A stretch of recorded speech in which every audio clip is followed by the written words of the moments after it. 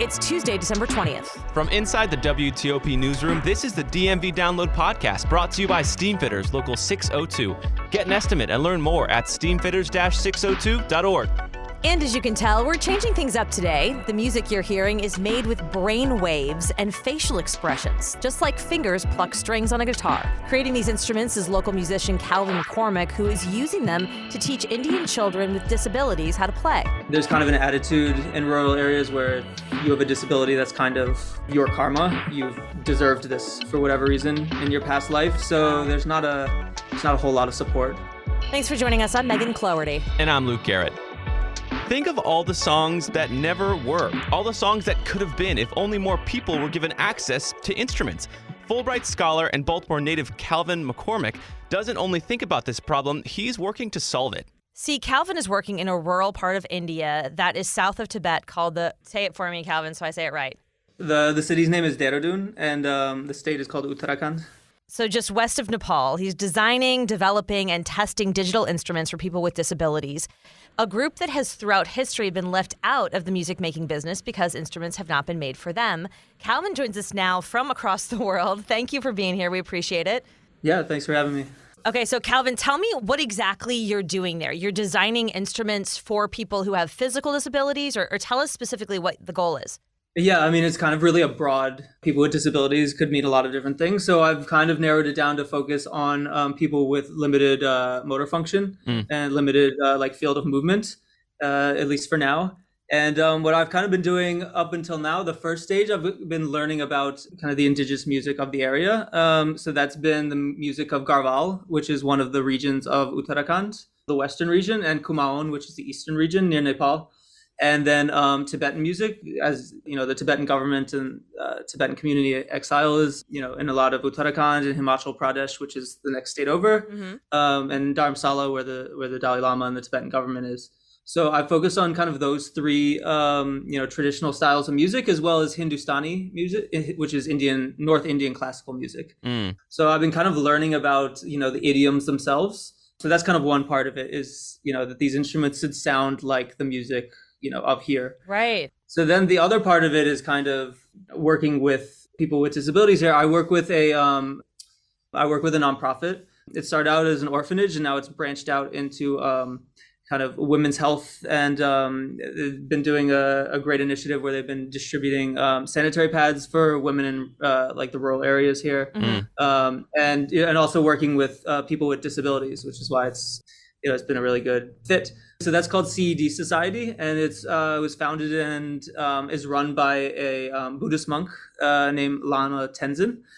His first mission, he kind of went to some very, very remote villages in Nepal, and where it's, there's no roads. It's like a 2-week hike to get to. It's kind of like a very medieval society. The weddings, the women are 12, 13.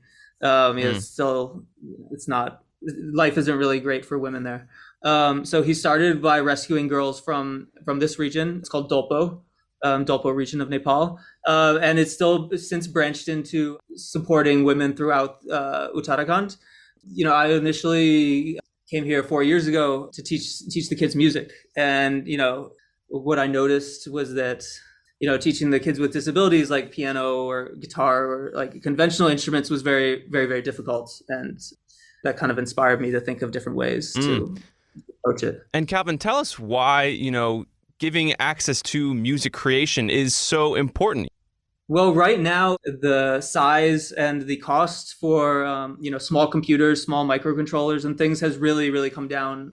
Before, this would have required like a MacBook and, thousands of dollars of equipment. So now this is like the first time ever that it has been possible to kind of make low cost musical instruments. And tell us, if you can, about those instruments. I think, I'm not sure I have an image in my head. So this is like an electronic instrument. What does it look like? How is it played?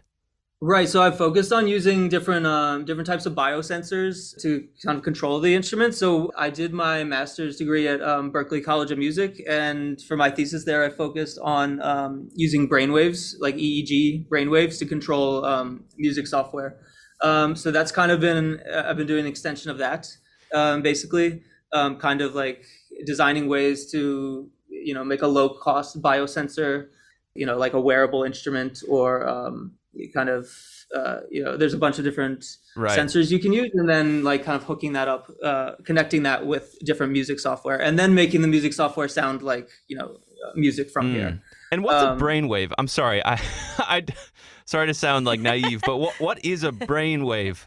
Right. So I should give a disclaimer. I'm not a nerd. I started off as a jazz musician and then got into programming. And then I just kind of saw that there are EEGs that don't cost, $100,000. And I was like, well, this is the coolest thing.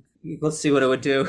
And I heard that you kind of describe it because a friend of yours who we both know, which is how we found you, you guys went to the Friend School in Baltimore, but he was saying how as part of your thesis, you did like this, it was a wearable essentially. So if you made like the face you would make when you're like rocking out on guitar, like the wee face is what I call it.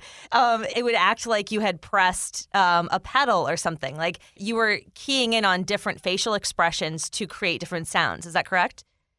Yeah, so there's like a million different ways to hook it up, but so the brainwaves, I think you asked, like there's 5 different types of brainwaves: alpha, beta, delta, theta, and gamma. So you can kind of look at those, the relative levels of the brainwaves, and that kind of indicates, different mental states, different like brain activity, and then you can look at where the brainwaves are coming from and seeing. So if you see kind of a lot of activity in the back of the brain, that usually means like the visual cortex is very active. So then if you close your eyes, you can see that go down, for example. But one of the things that the EEG, it is a wearable helmet. The EEG I used is called an open BCI. Mm-hmm. But one of the things that really on the sensors, like kind of just on your forehead, it does a really good job of detecting eye movement and facial expressions. Mm. And this isn't the only way to do it. You can also use a webcam. Is also really good at classifying these things, like whether you're smiling and what's blinking and everything. So then you can take this information and you can use like a little machine learning or some other just like algorithms, and then use that to trigger different music software. One of the projects I worked on, I was here in May, just doing some like research before I started my project. And one of the ways I ended up doing it was using an AI, or like an automated music generator. So the way it would generate the music that would be upcoming would be based on the brainwaves that it was reading. So if you were more focused, maybe the notes wouldn't jump around so much. They'd be a little more kind of, solitary, or a little less jumpy. But then maybe if you're like very relaxed, maybe they could spread out and be a little more spacious and things like that. Mm. Just so I understand, because I'm a little bit confused, are you making different types of instruments, or you're making a program that's going to read my brainwaves to determine the type of music that I can play? Or both? The answer would be both, or I guess. Like one of the instruments, like, so for the brainwave, I won't be like redesigning an EEG, because that's way beyond, what the scope of it is. In that case, I would kind of just be designing the software that interprets the brainwaves and makes it into something that's usable for people and, works well with the music software. But then on the other hand, I've done right now I'm working on an instrument where it's going to be kind of like a hand sensor. So it'll be like a bunch of touch sensors and kind of in the shape of a hand. And then what someone can do is kind of put their hand on top of it and move it like from side to side and put different pressure on it. So my hope there is someone who kind of has who can't move very quickly, or has trouble with hand or arm movement, can kind of play it with like a very minimal amount of force. It would be like a very low movement sort of instrument. I just 3D printed a prototype of that, so we're gonna see if this is actually a good idea, because I don't know if this will work at all. So that's kind of the fun of it right now. Because in my mind, it's not like you're making a flute and then designing that flute. I'm just picking flute out of nowhere and designing that to fit someone's hand. You're creating a totally different way to play music to start with. Yeah, like different. I mean, an instrument now could look like any, the computer being, everything being digital. It really can be just any sort of sensor. You could connect your piano software to the weather if you wanted to. I mean, there's really, you could do there's so many possibilities now. So kind of exploring different, interfaces that you can make and approaching it in a different way. It really makes me think of the theremin, which is like that instrument that kind of uses magnetic fields, I think. Calvin, you maybe know more than I do on that. But are there any recordings so far of this type of music? I know you just mentioned you're in the prototype phase for one of these instruments, but for these like brainwave instruments, are there recordings of that? Yeah, I did some tests, kind of just a little mini project when I was here for a month in April and May. And that was kind of using the brainwaves to control a sequencer that this guy, Matt Black, he's founded Ninja Tune. He's also in Cold Cuts. He's a UK producer. He makes some really cool, like innovative and intuitive music software. And I met him in Delhi the day before yesterday. He just happened to be here. So he offered to, provide a little more software. So yeah, I'm happy to send you guys that. Yeah. And Calvin, can you take us to that moment when, these people with disabilities create music? What is that like? I imagine it's, something they've never had the chance to do. Can you kind of take us to that moment? Yeah, I mean, you can see in the video of it, like she just looks like so happy. I mean, that's really great when you see that. And yeah, and it's kind of hard to describe, but like it's definitely worth all the effort. Really cool. So you're on a Fulbright there. What's the plan for your time there? Are you there for a while, or is there a certain like deadline you have to hit, or what's next, I guess? There's not really a deadline. I have to give a presentation halfway through, just kind of a progress report. But we're hoping I was talking with like the Fulbright people in the U.S. Embassy about setting up like a concert where these kids can come like play in New Delhi for like the embassy folks. I mean, that'd be really cool. Wow. For everyone. So. Oh, you'll have to tell us if that happens. That would be amazing sure. to let people know about that. Calvin McCormack, you are doing such cool and innovative things. Thank you so much for taking the time. I know it's late there, so we appreciate you making the time for us. Yeah, thanks for having me. Thanks, Calvin. And after the break, Megan and I share the most memorable gifts we've gotten during the holiday season. Ooh. They're pretty crazy. Backed by the experience of its hardworking members, Steamfitters Local 602 is ready to take on your next commercial, heating, cooling, HVAC, or refrigeration project. Steamfitters Local 602 adds value to our community through its partnerships with local contractors and building owners, all while keeping the focus on improving the lives of its members and their families throughout the DMV. For work that's on time and on budget, go to steamfitters-602.org to schedule your next project. That's steamfitters-602.org. Steamfitters Local 602, changing lives. Explain your DNA on 10 cases, man. You're inside the police interrogation room with the alleged Potomac River rapist. I'm not guilty on any of this stuff. So calm, so reasonable. Could this be the man who terrorized women for 9 years before murdering a brilliant scientist 2 decades ago? Experience one of the most fascinating true crime podcasts available. Join crime reporter Paul Wagner for Unknown Subject, Season 3 of WTOP's American Nightmare series. Search American Nightmare Podcast on all podcast platforms. And before we go, it's Hanukkah season. It's also Christmas season. And, gifts are on the mind, whether it's a stressful idea because you haven't gotten your gifts yet, or you're kind of all set. You wrapped them all up and they're under the tree and there. Mm-hmm. Megan. Luke has so much energy today, and I am trying to meet him even halfway. You are so there. What is the happiest gift you've ever gotten?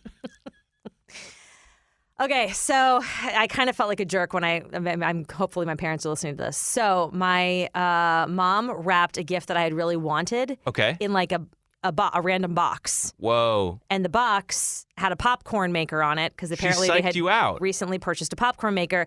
So I'm 7, I get the, wrapping off of it. I look at it and I'm like, what? Whoa. I don't want a popcorn maker. And I was like thinking it might be the gift I was hoping it would be. But it wasn't. Oh, I didn't think it was. Whoa. And then I was like being a brat, and I'm like, I don't want a popcorn maker. Like you didn't even open it yet. No, I was just being like a jerk. And then my parents were like, open it, and I opened it, and it was my I think it was like a 1989 pillow person, which is literally a pillow that has a person like painted onto it, and there were different designs. Oh, okay, because I was imagining like a mannequin made of pillows, but this is a normal pillow with a person painted on top of it. Yeah, and mine had pigtails and like little feet coming off of it. And that's what you wanted. And that is what I desperately wanted. Wow. And I got it. That's good. But then I had my first probably true, very memorable feeling of guilt. Because I felt like, wow, I was just a real big jerk there. And then I got what I wanted. Christmas lessons. I like that because your parents not only gave you the gift you wanted, they also gave you a good surprise. Which I feel like is part of the like really good gifts are always surprising, because if you anticipate it, it always like kind of lands. I mean, it could be a really good gift and you're not surprised and it's good. But if it's a surprise, that's pretty nice. That's why you should keep all the random, boxes of stuff that you get in, TV boxes. Totally. Really any kind psych of 'em out. Electronics, exactly. And then pack your kids' stuff in that. That's solid. That's really, really good. Wow. How about you? The weirdest, what's the question? The weirdest, easiest, best? I think we did the best, but whatever you'd like to answer. Wow. All right. That's a lot. The most memorable gift I've gotten recently, it was jumper cables, which doesn't sound... Come on. No, seriously, it doesn't sound very like, whoa. But I had there was an embarrassment because I didn't have jumper cables, and I always forgot because jumper cables are everywhere. You can go to Ace Hardware, you can go to CVS, they have jumper cables. Right. And I just had never gotten them. But recently, my car battery had died a few times. A few times. A few times, yeah. And you hadn't gotten And I hadn't gotten them, and it was like a source of weird, I just need to get them, but I always forgot. It was some weird, deep psychological thing. Anyway, one of my friends who, didn't need to get me a Christmas gift. I don't know if people give their friends Christmas gifts, but it's not a needed thing. Yeah. And they were like, you know what? I know you didn't tell anyone you didn't have them, but I realized that you didn't have jumper cables after your car battery died. And it was like a great surprise, and boom. That is that person knows you very well. Yes, exactly. So the gift not only was what I needed, but recognition. This friend knew me very well. Very nice. Okay. Yeah. Right. How quickly after that did your car break down? Like 2 days after. Yeah. And then I got a new battery, and that helped a lot. But, oh my God. Yeah, I'm a car expert. But to pillow people and jumper cables. Two of the best gifts you can get. Yeah, unmatched. That'll do it for us today on the DMV Download. We are sponsored by Steamfitters Local 602, and our music is by Real Worlds. Give us a review and rate our show if you get the chance, good or bad. We'd love to hear it. You can also find us at dmvdownload.com, where you can become a VIP listener. The DMV Download is a product of WTOP News. Listen on 103.5 FM in D.C., 107.7 FM in Virginia, 103.9 FM in Frederick, online at WTOP.com, and on the WTOP News app. Have a good night.